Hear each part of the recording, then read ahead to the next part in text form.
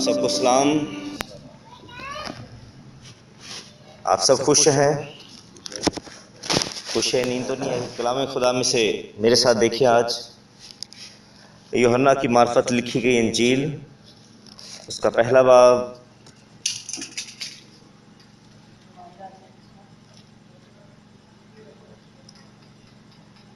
17 آیت کو پڑھیں.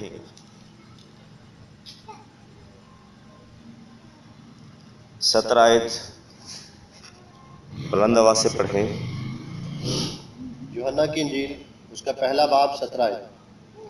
اس لیے کہ شریعت تو موسیٰ کی معرفت دی گئی، مگر فضل اور سچائی یسوع مسیح کی معرفت پہنچی.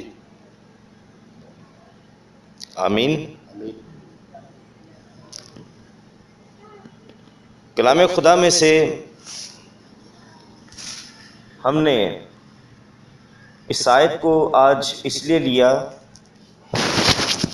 کیونکہ اس آیت کو لے کر بہت سارے لوگ فضل اور شریعت کے درمیان لڑائی کروا دیتے ہیں. کلام کے مطابق کہیں بھی ایسا نہیں ہے کہ فضل الگ چیز ہے اور اس کے متضاد دوسری چیز شریعت ہے. بائبل یہ بیان نہیں کرتی کہ فضل اور شریعت کے درمیان میں دشمنی ہے، پر خادمین اس کو اس طرح سے بیان کرتے ہیں کہ جی فضل جو ہے وہ جیت گیا ہے اور شریعت ہار گئی ہے. وہ اس طرح سے بیان کرتے ہیں جیسے دو سورماؤں کو لڑایا جاتا ہے، دو پہلوانوں کو ایک میدان کے اندر اتارا جاتا ہے اور ایک پہلوان دوسرے پہلوان کو ہرا دیتا ہے. ان کی سوچ کے اندر اس طرح سے فضل اور شریعت بنے ہوئے ہیں کہ یہ دونوں اکٹھے نہیں رہ سکتے. فضل اور شریعت اکٹھے نہیں رہ سکتے. فضل اور شریعت اکٹھے ہے ہی نہیں ہے، یہ الگ الگ ہے. یہ لوگوں کی سوچ میں بتا رہا ہوں آپ کو.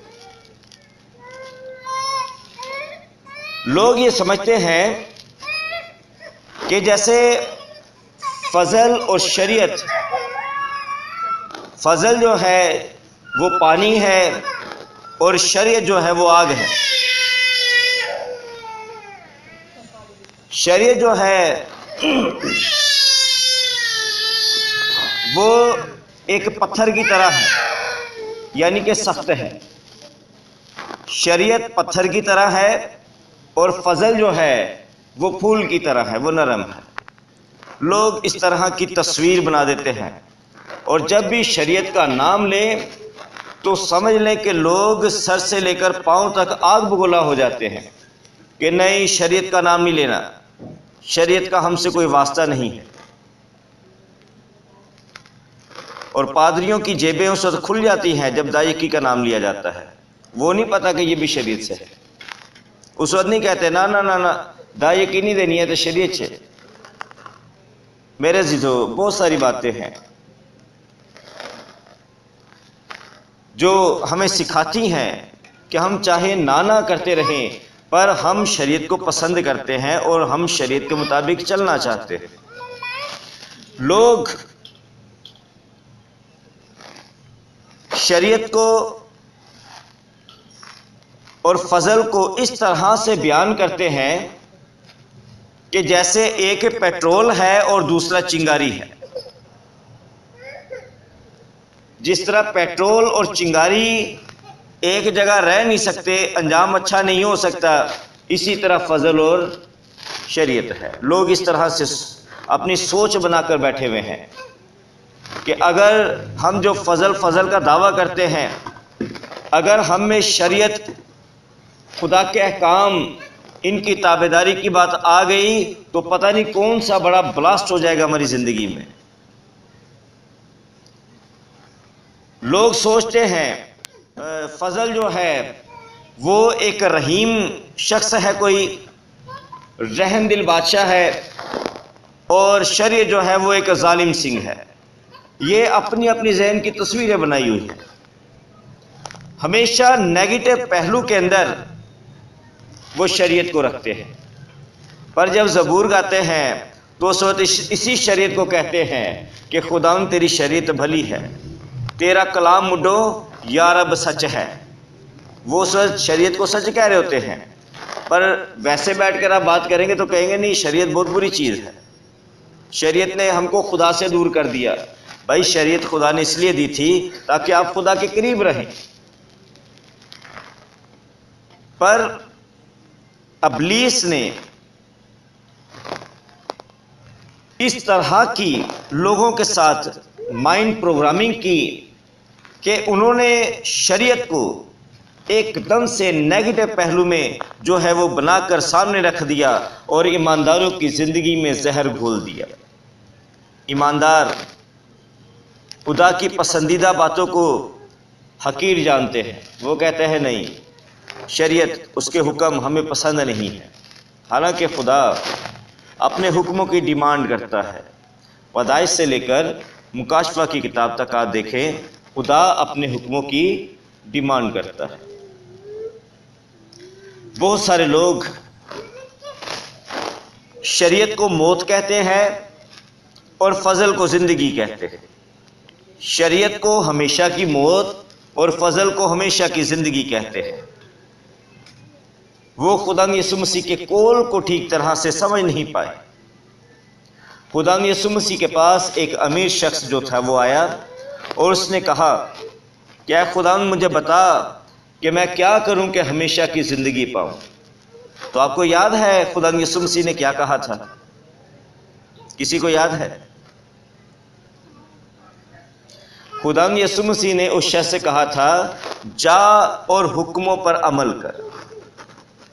سوال کیا ہے کہ میں کیا کروں کہ ہمیشہ کی زندگی پاؤں؟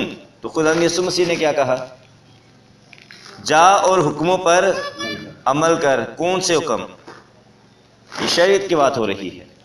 یسوع مسیح نے کہا کہ تو ہمیشہ کی زندگی پانا چاہتا ہے تو بھائی جا اور شریعت پر عمل کر۔ اور اس شخص نے کہا کہ میں تو سارے ہی حکموں پر عمل کرتا ہوں۔ یہ اس نے جھوٹ کہا تھا۔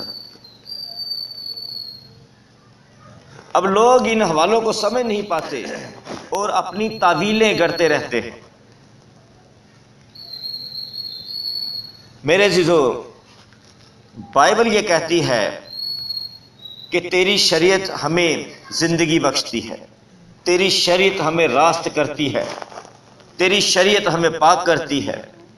بھائی جو چیز پاک کر دے، جو راست کر دے، وہ موت کیسے ہو سکتی ہے؟ زبور نویس کہتا ہے کہ اے خدا تیری شریعت بھلی ہے، تیری شریعت نیک ہے۔ خدا کے لوگ، خدا کے نبی یہ کہتے آئے ہیں، اگر ذرا بھی خدا کے نبیوں کے اندر یہ بات ہوتی کہ بھائی شریعت تو زہر ہے، شریعت تو موت ہے، شریعت تو ظالم ہے، شریعت تو خدا سے دور کر دیتی ہے، شریعت تو ہمارے اندر گناہ پیدا کرتی ہے، خدا کے لوگوں کے اندر اگر یہ بات ہوتی تو یرمیہ، یسایہ، حزقیل، دانییل، میکا، موسیٰ، ہارون اور جتنے نبی آئے ہیں شریعت کی کبھی بھی بات کو آگے نہ بڑھاتے۔ خدا نے ان سب نبیوں کو اس لیے چنا تاکہ اپنی شریعت کے بارے میں لوگوں سے باز پرس کرے اور انہیں بتائیں کہ خدا کے حکم کو کیوں چھوڑ دیا ہے۔ خدا نے یسایہ کی کتاب، یرمیہ کی کتاب، حزقیل کی کتاب میں، سلاطین کی کتاب، تواریخ کی کتاب میں، ہوسیہ میں، یوئیل کی کتاب میں، آموس کی کتاب میں، عبدیہ کی کتاب میں، یہاں تک کہ حجی کی کتاب میں بھی اپنے حکموں کو دہرایا ہے اور لوگوں سے ڈیمانڈ کی ہے کہ تم لوگوں نے میرے حکم چھوڑ دیے ہیں، تم نے شریعت کو چھوڑ دیا ہے، اس لیے تم اور تمہاری اولاد موت کے حوالے کر دیے گئے۔ یعنی کہ یہاں دو باتیں آ گئی ہیں، ایک طرف شریعت ہے اور دوسری طرف موت ہے۔ جو شریعت کو ترک کرتا ہے وہ موت کے حوالے کیا جاتا ہے۔ ہمارے لوگوں نے اس سارے سسٹم کو بگاڑ کر اس کی تصویر ہی پلٹ کر رکھ دی ہے، اور پھر کہتے ہیں کہ ہم روح کے خادم ہیں، ہم روحانی خادم ہیں۔ خدا کی روح نہیں ہو سکتی ہے۔ خدا کی روح خدا کے نبیوں پر تھی، اور اس نے لوگوں کو سکھایا کہ جو شریعت کی راہ کو ترک کر دیتا ہے، جو خدا کے حکموں کو چھوڑ دیتا ہے، وہ موت کے شکنجہ میں جاتا ہے، اس پر اس کی نسلوں پر لعنت ٹھہر جاتی ہے۔ خدا کے لوگوں نے ہمیشہ یہ پیغام دیا۔ لوگ کلام کرتے ہیں اور کہتے ہیں کہ جی شریعت تو لعنتی تھی اور فضل نے ہمیں برکت دی ہے۔ بھائی شریعت لعنتی نہیں تھی، ہم لعنتی تھے جنہوں نے شریعت کی نہ مانی۔ بائبل کہتی ہے جو شریعت کی نہیں مانتا وہ لعنتی ہے۔ ہم کہتے ہیں شریعت لعنتی ہے۔ ہر چیز کو الٹ طریقہ سے بیان کرنا یہ شیطان اور شیطان کی روح کا کام ہو سکتا ہے۔ خدا کے لوگ جو روح سے معمور ہیں وہ ایسا نہ سوچتے ہیں اور نہ ایسا کہتے ہیں۔ بائبل بتاتی ہے کہ شریعت برکت کا سبب ہے، لعنت کا سبب نہیں ہے۔ شریعت کا کوئی بھی ایک حکم مجھے بتا دیں کہ جس کو ماننے سے آپ کو لعنت ملتی ہے۔ ہم شریعت کی بات مانتے ہی اس لیے ہیں کہ ہم برکت میں رہنا چاہتے ہیں۔ شریعت برکت دیتی ہے، شریعت لعنت نہیں ہے۔ کچھ لوگ یہ سمجھتے ہیں کہ شریعت جو ہے یہ غلامی ہے۔ وہ کہتے ہیں کہ تم دوبارہ سے غلامی کے جو میں جتنا چاہتے ہو، جبکہ خدا نے تمہیں اس سے چھڑا دیا ہے، یعنی کہ خدا نے تمہیں شریعت سے چھڑا دیا ہے۔ بائبل ایسا نہیں کہہ رہی۔ بائبل تو یہ کہہ رہی ہے کہ جتنے لوگ خدا پر ایمان لائیں گے، خدا ان کے دلوں کو تبدیل کر دے گا اور ان کے باطن میں ایک ایسی روح رکھے گا جو اس کے آئین کی پیروی کرے گی۔ خدا تو ایسی روح دیتا ہے جو اس کے حکموں کی پیروی کرتی ہے، اور حکموں کی پیروی کرنا غلامی نہیں ہے۔ کیا آپ کے بچے آپ کے حکم کی جب پیروی کرتے ہیں، آپ اپنے بچوں کو اپنے حکم کی پیروی میں چلاتے ہیں، تو کیا وہ آپ کے غلام ہیں؟ کیا آپ کے غلام ہیں وہ؟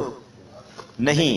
جب رشتہ ہوتا ہے ہمارا ایک دوسرے کے ساتھ تو ہم ایک دوسرے کی تابعداری فرما برداری میں رہنا پسند کرتے ہیں۔ ہم وہ کام نہیں کرتے جو گھرانے کے فیملی کے دوسرے شخص کو ناپسند ہے۔ ہم ان چیزوں سے کنارہ کرتے ہیں، اور گھر میں ڈانٹ ڈپٹ بھی اسی لیے ہوتی ہے کہ جب کوئی شخص نافرمانی کرتا ہے یا برا کام کرتا ہے تو حکم ماننا غلامی نہیں ہے۔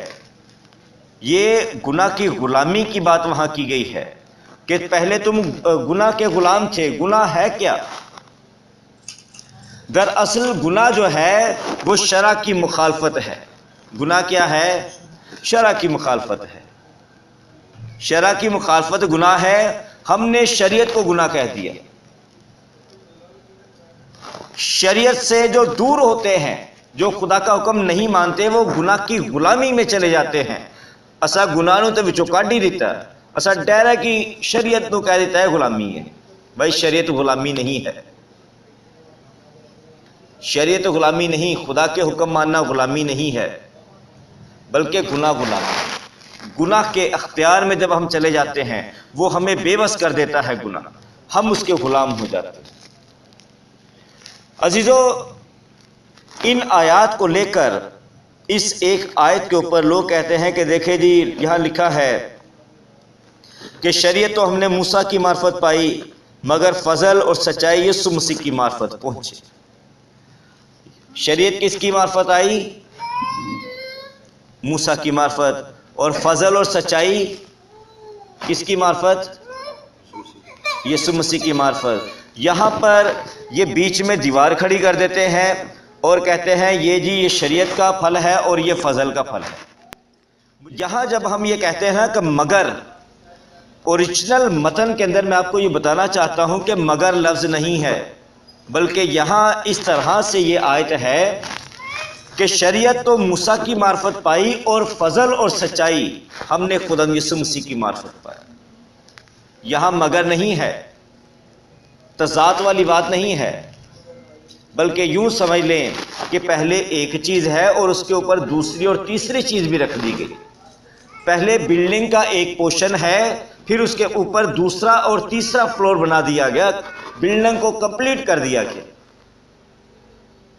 یہاں ایسا نہیں ہے کہ جو پہلا تھا اس کو ہٹا کے تو کچھ نیا رکھ دیا گیا، ایسا نہیں تھا۔ اس بات کو آسانی سے سمجھنے کے لیے میں آپ سے ایک سوال کرنا چاہوں گا کہ چلے جی مان لے تھوڑی دیر کے لیے جو فضل ہے، جو یسوع مسیح کی معرفت ملا ہے، وہ سچائی سے معمور ہے، ٹھیک ہے، وہ سچائی سے معمور ہے، تو کیا شریعت کے پاس سچائی نہیں ہے؟ شریعت سچائی سے بے بہرا ہے؟ کیا شریعت سچائی کی دشمن ہے؟ کیا شریعت کا سچائی سے کوئی واسطہ نہیں؟ جبکہ ہم گاتے یہ ہیں کہ تیرا کلام منڈو یا رب سچ ہے۔ ہم کہتے ہیں خداوند تیرا کلام سچا ہے، تیری شریعت کی شہادتیں مجھے مرغوب کرتی ہیں، تیری شریعت میٹھی ہے۔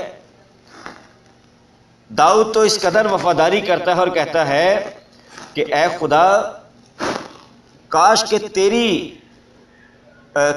تیرے احکام پر چلنے کے لیے، تیرے آئین پر چلنے کے لیے میری روشیں درست ہو جائیں۔ داؤد یہ کہتا ہے کہ اے خدا اگر تو مجھے حوصلہ دے، اگر تو مجھے حوصلہ دے تو میں تیرے حکموں کی راہ پر دوڑوں گا۔ ایماندار شریعت کے بارے میں ایسا سوچتے ہیں، وہ اس پر چلنا چاہتے ہیں، وہ اس کو شہد کی طرح پینا چاہتے ہیں، وہ اس کو جو ہے وہ اپنے سینے میں لگا کر رکھنا چاہتے ہیں، وہ اس راہ پر چلنے کے لیے بےتاب ہیں۔ وہ کہتے ہیں خدا مجھ میں خرابی ہے، میری خرابی کو دور کر تاکہ میں شریعت کی راہ پر چل سکوں۔ پر ہم نے اس کا الٹ مطلب بنا رکھا ہے۔ میرے عزیزو، آئیں گمراہی سے نکلے اور جانیں کہ شریعت کے اندر بھی فضل ہے۔ جنہوں نے خدا کے حکموں سے آپ کو دور کرنا تھا، ایسی ڈینومینیشنز نے جو ابلیس کے ہاتھوں بکی ہوئی تھیں، انہوں نے شریعت سے آپ کو دور کرنا تھا، اس لیے انہوں نے ان دو چیزوں کے اندر دیوار کھڑی کر دی اور کہا کہ جی شریعت اور فضل ایک نہیں ہو سکتے۔ حالانکہ جو شریعت تھی وہی جو ہے خدا کا فضل تھا۔ خدا نے شریعت دی کیوں تھی؟ تاکہ تو میرے حکموں پر چلے اور میں تجھے برکت دوں۔ آمین۔ خدا نے شریعت کیوں دی تھی؟ اس نے کہا تو میرے حکموں پر چل اور زندگی پا۔ خدا نے شریعت دی کیوں؟ تاکہ تو میرے آئین پر چلے اور نہ دائیں مڑے نہ بائیں مڑے اور تو خوب کامیابی کو حاصل کرے۔ آمین۔ یہ تو خدا کا پیار تھا کہ خدا نے ایک چنی ہوئی قوم کو یہ بتا دیا کہ مجھے یہ پسند ہے، اس راہ پر چل تو میرے فضل کے دروازے ہمیشہ تجھ پر کھلے رہیں گے۔ آمین۔